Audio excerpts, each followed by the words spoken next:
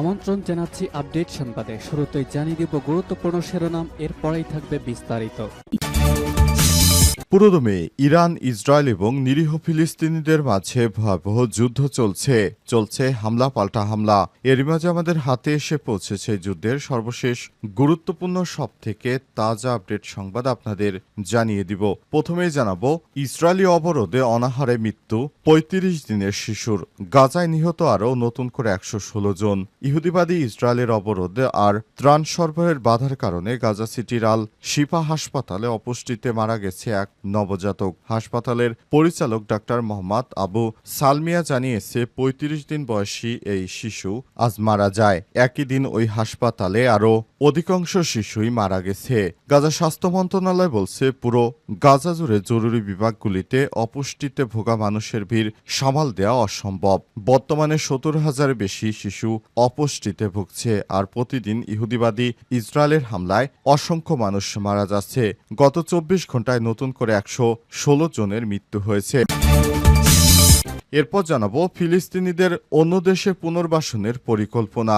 গাজা উপত্যকা থেকে ফিলিস্তিনিদের সরিয়ে অন্য কোনো দেশে স্থানান্তর করতে চায় ইহুদিবাদী ইসরায়েল। নিজেদের এমন পরিকল্পনা বাস্তবায়নে তেল আবিব এবার দ্বারস্থ হয়েছে যুক্তরাষ্ট্রের। নতুন করে তারা ইন্দোনেশিয়া, ইথিওপিয়ার মতো রাষ্ট্রে ফিলিস্তিনিদেরকে পুনর্বাসন করার চক্রান্ত শুরু করেছে। এদিকে ব্রহ্মপুত্রে উঠছে বিশ্বের সবথেকে বড় বাঁধ নির্মাণ শুরু চীনের। বিপদে ভারত ও বাংলাদেশ। আন্তর্জাতিক আপত্তি সত্ত্বেও ব্রহ্মপুত্র নদীর উৎস তিব্বতে বিশাল জলবিদ্যুৎ প্রকল্পের কাজ শুরু করছে চীন। তিব্বতে নদীটির উপর নির্মিত এই প্রকল্পের আনুষ্ঠানিক উদ্বোধন করেছে দেশটির প্রধানমন্ত্রী লি ছিয়াং। খবর এএফপির। এতে ভাটির দেশ ভারত ও বাংলাদেশে চরম সমস্যা দেখা দেবে। জানাবো, রাজধানীর পল্লবীতে বাসে আগুন দিল দুর্বৃত্তরা। রাজধানীর পল্লবী এলাকায় একটি বাসে আগুন দিয়েছে দুর্বৃত্তরা। গতরাতে এই ঘটনা ঘটে, কেউ আহত হয়নি বলে জানা গেছে। পল্লবী থানার ভারপ্রাপ্ত কর্মকর্তা ওসি শফিউল আলম গণমাধ্যমকে এই তথ্য নিশ্চিত করেছে। এবং সর্বশেষ জানাবো, মিরপুরে আওয়ামী লীগের মিছিল থেকে ৩ জনকে আটক করে দিল পুলিশ ও জনতা। রাজধানীর মিরপুরে আওয়ামী লীগের মিছিলের সময় ৩ জনকে হাতে নাতে আটক করে গণপিটুনির পর পুলিশে দিয়েছে স্থানীয় জনতা। পরে আটককৃতদের পল্লবী থানা পুলিশের কাছে হস্তান্তর করা হয়। রাত ৯টার দিকে মিরপুরের অরিজিনাল ১০ নম্বর এলাকায় ওই ঘটনা ঘটে। মিছিলে আটককৃত ব্যক্তিরা হলেন মোহাম্মদ জাকির ৩৪, ইমরান হোসেন ২৮ ও ইউসুফ খান ৪০। প্রিয় দর্শক, এতক্ষণ শুনছিলেন সংবাদ শিরোনাম, এবারে বিস্তারিত। তবে তার আগে বন্ধুরা, অনুরোধ থাকবে এই সংবাদটিতে একটি লাইক দিন। এই চ্যানেলে আপনি নতুন হয়ে থাকলে আমাদের সংবাদটি দেখতে দেখতে চ্যানেলটি সাবস্ক্রাইব করে রাখুন। কমেন্ট করে বন্ধুরা আপনার মূল্যবান মতামত জানিয়ে দিন আপনি বিশ্বের কোন দেশ থেকে বা বাংলাদেশের কোন স্থান থেকে আমাদের সংবাদটি দেখছেন এবং শুনছেন। আর বন্ধুরা, গাজা যুদ্ধে আপনি যদি নিরীহ ফিলিস্তিনিদের ভালোবেসে থাকেন, কমেন্টে ইয়েস লিখে বিশ্ববাসীকে জানিয়ে দিন। সংবাদটি আপনার সোশ্যাল মিডিয়া ফেসবুকে শেয়ার করে বন্ধুদেরও দেখার সুযোগ করে দিন। এবারে বিস্তারিত। ইসরায়েলি অবরোধে অনাহারে মৃত্যু ৩৫ দিনের শিশুর। গাজায় নিহত আরও ১১৬ জন। ইসরায়েলের অবরোধে আর ত্রাণ সরবরাহের বাধার কারণে গাজা সিটির আল শিফা হাসপাতালে অপুষ্টিতে মারা গেছে এক নবজাতক শিশু। হাসপাতালের পরিচালক ডাক্তার মোহাম্মদ আবু সালমিয়া জানিয়েছে, ৩৫ দিন বয়সী এই শিশু আজ মারা যায়। এই দিনে ওই হাসপাতালেই অপুষ্টিতে আরও বেশ কয়েকজনের মৃত্যু হয়েছে। গাজার স্বাস্থ্য মন্ত্রণালয় বলছে, পুরো গাজা জুড়ে জরুরি বিভাগগুলিতে অপুষ্টিতে ভোগা মানুষের ভিড় সামাল দেওয়া সম্ভব হচ্ছে না। বর্তমানে ৭০,০০০-এর বেশি শিশু চরম অপুষ্টিতে ভুগছে। এরই মধ্যে শনিবার ভোর থেকে রাত পর্যন্ত ইসরায়েলি হামলায় গাজা উপত্যকা জুড়ে নিহতের সংখ্যা বেড়ে ১১৬ জনে দাঁড়িয়েছে। এর মধ্যে ৩৮ জন নিহত হন গাজায় খাদ্য আনতে গিয়ে ইহুদিবাদী ইসরায়েলের সেনাদের গুলিতে। তারা যুক্তরাষ্ট্র সমর্থিত গাজা হিউম্যানিটেরিয়ান ফাউন্ডেশন পরিচালিত বিতর্কিত ত্রাণ কেন্দ্রগুলোর আশপাশে গুলি খেয়ে মারা যায়। গাজার অসামরিক প্রতিরক্ষা সংস্থার মুখপাত্র মাহমুদ বাসাল জানান, খান ইউনুসের দক্ষিণ ও পশ্চিমে, রাফার উত্তর পশ্চিমে অবস্থিত দুটি কেন্দ্রের আশপাশে এই হতাহতের ঘটনা ঘটে। স্বাস্থ্য মন্ত্রণালয়ের হিসাব বলছে, মে মাসের শেষ দিকে জিএইচএফ এর ত্রাণ কার্যক্রম শুরুর পর থেকে এসব বিতর্কিত স্থানে ইসরায়েলি সেনা ও ভাড়াটে বাহিনীর গুলিতে প্রাণ হারিয়েছে ৯০০ জনের বেশি মানুষ। প্রত্যক্ষদর্শী মোহাম্মদ আল খালিদি বলেছেন, হঠাৎ জিপ আর ট্যাঙ্ক আসে, চারদিক থেকে ঘিরে গুলি ছোড়া হয়। গুলিগুলো ছিল হত্যা করার জন্য। নিহতদের একজন স্বজন মোহাম্মদ আল বারবারি বলেছেন, জিএইচএফ এর কেন্দ্রগুলো এখনো মৃত্যু ফাঁদার। আমাদের কাজিন কেবল বাঁচার আশায় খাবার আনতে গিয়েছিল, কিন্তু ইহুদিবাদী ইসরায়েলের গুলিতে তার মৃত্যু হয়েছে। ফিলিস্তিনিদের অন্য দেশে পুনর্বাসনের পরিকল্পনা। গাজা উপত্যকা থেকে ফিলিস্তিনিদের সরিয়ে অন্য কোনো দেশে স্থানান্তর করতে চায় ইসরায়েল। নিজেদের এমন পরিকল্পনা বাস্তবায়নে তেল আবিব এবার দ্বারস্থ হয়েছে যুক্তরাষ্ট্রের। এ লক্ষ্যে সম্প্রতি ওয়াশিংটন সফর করেছে ইসরায়েলের গোয়েন্দা সংস্থা মোসাদের প্রধান ডেভিড বার্নিয়া। একাধিক সূত্রের বরাতে মার্কিন সংবাদ মাধ্যম দ্য এক্সিওস জানিয়েছে, বার্নিয়া চাইছেন গাজার ফিলিস্তিনিদের ইথিওপিয়া, ইন্দোনেশিয়া এবং লিবিয়ায় স্থানান্তর করতে।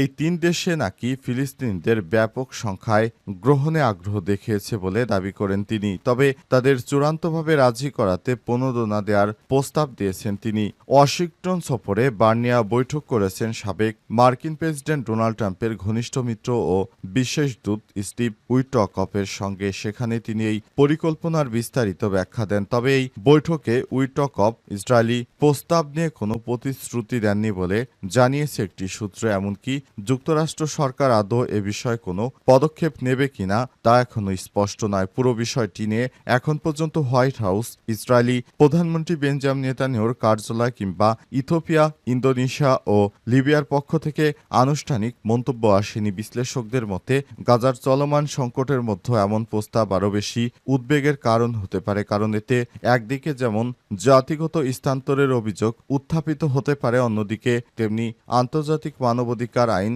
লঙ্ঘনের অভিযোগও সামনে আসতে পারে। ইহুদিবাদী ইসরায়েল এই ধরনের অন্যায় করলে আন্তর্জাতিকভাবে মেনে নেওয়া হবে না, এমন হুঁশিয়ারি আসতে পারে। ব্রহ্মপুত্রের উৎসে বিশ্বের সবথেকে বড় বাঁধ নির্মাণ শুরু চীনের। আন্তর্জাতিক আপত্তি সত্ত্বেও ব্রহ্মপুত্র নদীর উৎস তিব্বতে বিশাল জলবিদ্যুৎ প্রকল্পের কাজ শুরু করে দিয়েছে চীন।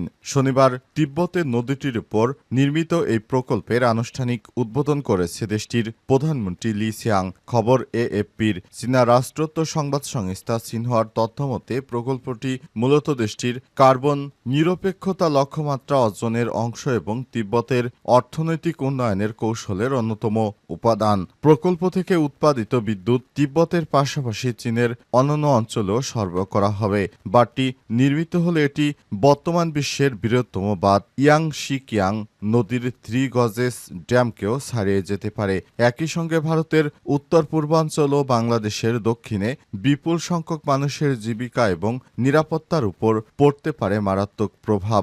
1.2 ট্রিলিয়ন ইউয়ান বা প্রায় 167 বিলিয়ন মার্কিন ডলার ব্যয়ে নির্মিত এই প্রকল্পে 5টি পৃথক হাইড্রোপাওয়ার স্টেশন গড়ে তোলার পরিকল্পনা রয়েছে। চীনের এই পদক্ষেপে উদ্বেগ প্রকাশ করেছে ভারত। দেশটির পররাষ্ট্র মন্ত্রণালয় জানিয়েছে, ব্রহ্মপুত্রের পানি প্রবাহ ভাটির দিকে কিভাবে প্রভাব ফেলতে পারে তা গভীরভাবে পর্যবেক্ষণ করা হচ্ছে এবং আমাদের স্বার্থ রক্ষায় প্রয়োজনীয় পদক্ষেপ নেওয়া হবে। চীনের কাছে ভাটির দেশগুলোর স্বার্থের বিষয়ে গুরুত্ব আরোপ করতেও আহ্বান জানানো হয়েছে। চীনের পক্ষ থেকে অবশ্য বলা হয়েছে, প্রকল্পটি নদীর ভাটিতে কোনো ক্ষতিকর প্রভাব ফেলবে না এবং প্রতিবেশী দেশগুলোর সঙ্গে যোগাযোগ অব্যাহত থাকবে। তবে পরিবেশবিদরা আশঙ্কা করছেন, তিব্বতের মতো পরিবেশগত অতি সংবেদনশীল এলাকায় এত বড় অবকাঠামো প্রকল্প জলবায়ু জীববৈচিত্র্যে অপূরণীয় ক্ষতি ডেকে আনতে পারে। উল্লেখ্য, ভারত ও চীন দীর্ঘদিন ধরে সীমান্ত বিরোধে জড়িয়ে দুই দেশের মধ্যে 1000 কিলোমিটার দীর্ঘ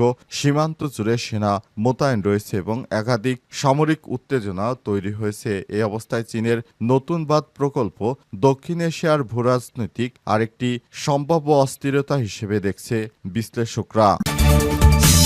মিরপুরে আওয়ামী লীগের মিছিল থেকে 3 জনকে আটক করে পুলিশে দিল জনতা। রাজধানীর পল্লবীতে বাসে আগুন দিল দুর্বৃত্তরা। রাজধানীর মিরপুরে আওয়ামী লীগের মিছিলের সময় 3 জনকে হাতে নাতে আটক করে গণপিটুনির পর পুলিশে দিয়েছে স্থানীয় জনতা। পরে আটককৃতদের পল্লবী থানা পুলিশের কাছে হস্তান্তর করা হয়। শনিবার রাত 9টার দিকে মিরপুরের অরিজিনাল 10 নম্বর এলাকায় এই ঘটনা ঘটে। মিছিলে আটক ব্যক্তিরা হলেন মোহাম্মদ জাকির 34, ইমরান 28 ও ইউসুফ খান 40। এর আগে রাত 8টার দিকে পল্লবী এলাকায় একটি বাসে আগুন দিয়ে পালিয়ে যায় দুর্বৃত্তরা। ধারণা করা হচ্ছে নিষিদ্ধ সংগঠন আওয়ামী লীগের হরতাল ঘোষণা ও বাস্তবায়নের অংশ হিসেবে বাসটিতে আগুন ধরিয়ে দেওয়া হয়েছে। এই ঘটনার সঙ্গে মিছিল থেকে আটককৃতদের সংশ্লিষ্টতা থাকতে পারে বলে ধারণা করছে পুলিশ। এর আগে পল্লবী থানার ভারপ্রাপ্ত কর্মকর্তা ওসি শফিউল আলম গণমাধ্যমকে জানান, রাত 8টার দিকে পল্লবী সিরামিক রোডে দাঁড়িয়ে থাকা বিকল্প পরিবহনের একটি বাসে আগুন দিয়ে পালিয়ে যায় দুর্বৃত্তরা। খবর পেয়ে ফায়ার সার্ভিসের সদস্যরা দ্রুত বাসের আগুন নিভিয়ে ফেলেন। ঘটনাস্থল ও এর আশপাশে সিসিটিভির ফুটেজ সংগ্রহ করা হচ্ছে। পুলিশ বিষয়টি সর্বোচ্চ গুরুত্ব দিয়ে তদন্ত করছে। ফায়ার সার্ভিস সদর দপ্তর নিয়ন্ত্রণ কক্ষের দায়িত্বপ্রাপ্ত কর্মকর্তা শাহজাহান বলেছেন, নাশকতার উদ্দেশ্যে বাসে আগুন দিয়েছে দুর্বৃত্তরা। খবর পাওয়ার সঙ্গে সঙ্গেই ফায়ার সার্ভিসের সদস্যরা ঘটনাস্থলে ছুটে যায় এবং আগুন নিভিয়ে ফেলে। তবে এর আগেই বাসটি সম্পূর্ণ পুড়ে গেছে এমনটাই জানা গেছে। ধারণা করা হচ্ছে নিষিদ্ধ সংগঠন আওয়ামী লীগের হরতাল ঘোষণা এবং তা বাস্তবায়ন করতে এর অংশ হিসেবে এই ধরনের নাশকতা চালানো হয়েছে এবং বাসে আগুন দেওয়া হচ্ছে। রাজধানীর পল্লবীতে এই দুর্বৃত্তরা বাসে আগুন দিয়ে পালিয়ে যায়। বাসটি পুরোপুরি ধ্বংস হয়ে গেছে। আগুনে পুড়ে গেছে বাসের প্রায় 100%।